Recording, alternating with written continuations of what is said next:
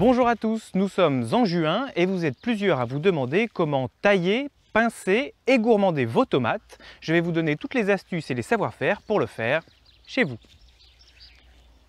Notre tomate, la voici. Premier conseil, enlevez les premières feuilles, car lors de vos arrosages, vous allez l'arroser au pied et vous allez mouiller le feuillage. Or, il faut savoir qu'un feuillage de tomate mouillé, c'est la première porte d'entrée pour le fameux mildiou, cette maladie qui ravage les tomates et vous empêcheront d'en manger cet été. Donc première chose, ne jamais arroser le feuillage, enlevez les premières feuilles et toujours bien arroser au pied. Deuxième conseil, ces petites pousses que l'on voit sur les côtés, à l'aisselle des feuilles, eh bien c'est ce que l'on surnomme les gourmands. Ces fameux gourmands, il va falloir les tailler, les pincer, les enlever en fait.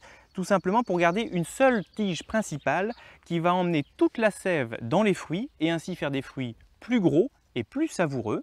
La plante sera ainsi moins touffue, mieux ventilée, donc moins fragile aux maladies. Et en plus de ça, le soleil pourra aller directement sur les fruits pour avoir des fruits plus sucrés. Les tomates dont nous venons de parler sont dites à port indéterminé. Les tomates à port déterminé existent aussi, comme celle-ci. Ce sont des tomates dont l'extrémité des tiges se finit toujours par un bouquet. Pas besoin de les tutorer, pas besoin de les égourmander. Ce sont des tomates que l'on dit de fainéants et vous en aurez bien sûr bientôt disponibles sur notre site Le Jardin des Curieux.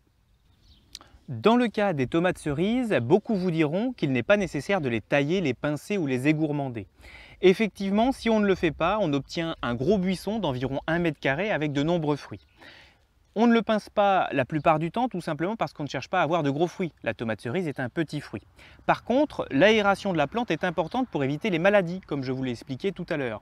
Je vous conseille donc de ne laisser que 2 à 3 tiges et quand même de la tutorer de façon à avoir une plante un peu plus touffue qu'une grosse tomate, mais toujours un petit peu moins qu'un buisson libre pour éviter donc les risques de maladies.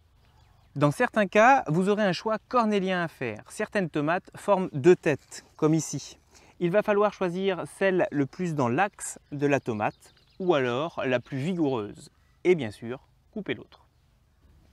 Voilà, vous avez les informations essentielles pour entretenir vos tomates tout l'été.